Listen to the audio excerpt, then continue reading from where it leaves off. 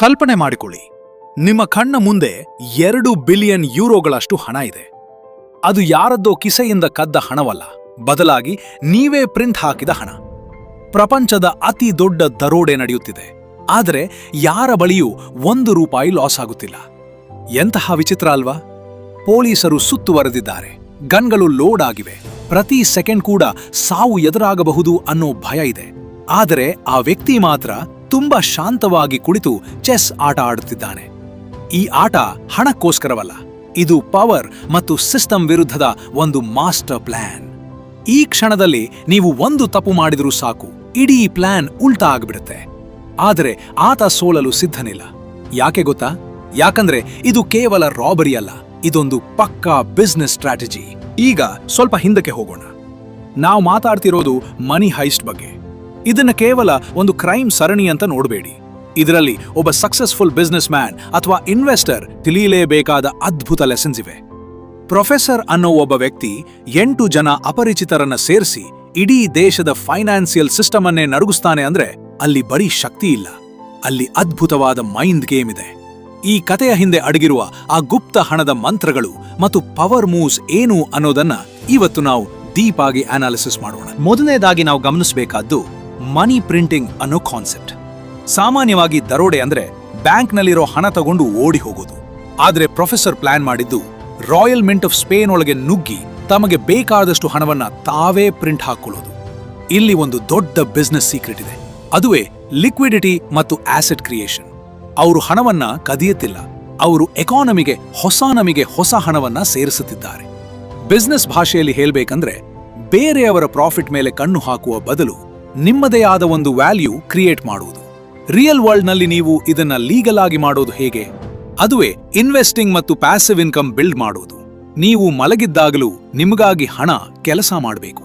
Stock market ಆಗಿರ್ಲಿ ಅಥವಾ ನಿಮ್ಮದೇ ಆದ ಒಂದು ಸ್ಟಾರ್ಟ್ಅಪ್ ಆಗಿರ್ಲಿ, ಅಲ್ಲಿ ಸಿಸ್ಟಮ್ ನಿಮಗಾಗಿ ಹಣ ಪ್ರಿಂಟ್ ಮಾಡಬೇಕು. ಸರಿ, ಹಣ ಪ್ರಿಂಟ್ ಮಾಡೋದು ಒಂದು ಕಡೆ ಆದ್ರೆ ಹೊರಗಡೆ ಇರೋ ಪೊಲೀಸರನ್ನ ಹೇಗೆ ಹ್ಯಾಂಡಲ್ ಮಾಡೋದು? ಇಲ್ಲಿ ಬರುತ್ತೆ ಸೆಕೆಂಡ್ ಪಾಯಿಂಟ್, ಅಂದ್ರೆ negotiation strategy. Professor inspector Rockwell ಜೊತೆ ಮಾತಾಡುವಾಗ ಯಾವಾಗ್ಲೂ ಅಪ್ಪರ್ ಹ್ಯಾಂಡ್ ಇಟ್ಕೊಳ್ತಾನೆ. ಆತ ಅವರಿಗೆ ವೆರಿಗೆ ಬೇಕಾದದ್ದನ್ನ ಕೊಡುವಂತೆ ನಟಿಸಿ ತನಗೆ ಬೇಕಾದ ಟೈಮ್ ಅನ್ನ ಪರ್ಚೇಸ್ ಮಾಡ್ತಾನೆ. ಬಿಸ್ನೆಸ್ನಲ್ಲಿ ಸಮಯವೇ ಹಣ. ನೀವು ದೊಡ್ಡ ಡೀಲ್ ಮಾಡುವಾಗ ನಿಮ್ಮ ಎದುರಾಳಿಗೆ ಏನು ಬೇಕು ಅನ್ನೋದು ನಿಮಗಿಂತ ಚೆನ್ನಾಗಿ ಅವರಿಗೆ ಗೊತ್ತಿರಬಾರದು. ಇದನ್ನ ಮ್ಯಾನಿಪ್ಯುಲೇಷನ್ ಅಂತಾನೂ ಅನ್ಬಹುದು.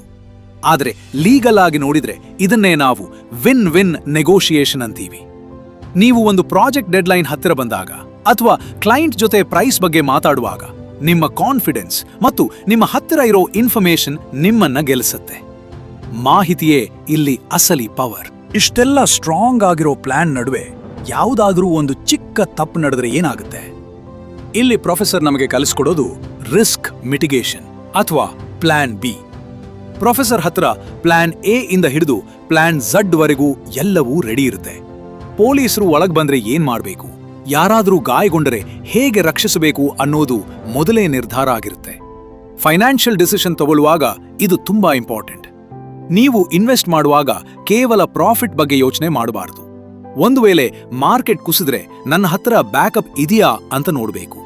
ಇದನ್ನೇ ನಾವು ಡೈವರ್ಸಿಫಿಕೇಶನ್ ಅಂತೀವಿ. ನಿಮ್ಮ ಹತ್ತಿರ ಇರೋ ಎಲ್ಲ ಹಣವನ್ನ ಒಂದೇ ಕಡೆ ಹಾಕಬೇಡಿ. ಅನಿರೀಕ್ಷಿತ ಅಪಾಯಗಳಿಗೆ ಯಾವಾಗಲೂ ಸಿದ್ಧರಾಗಿರಿ.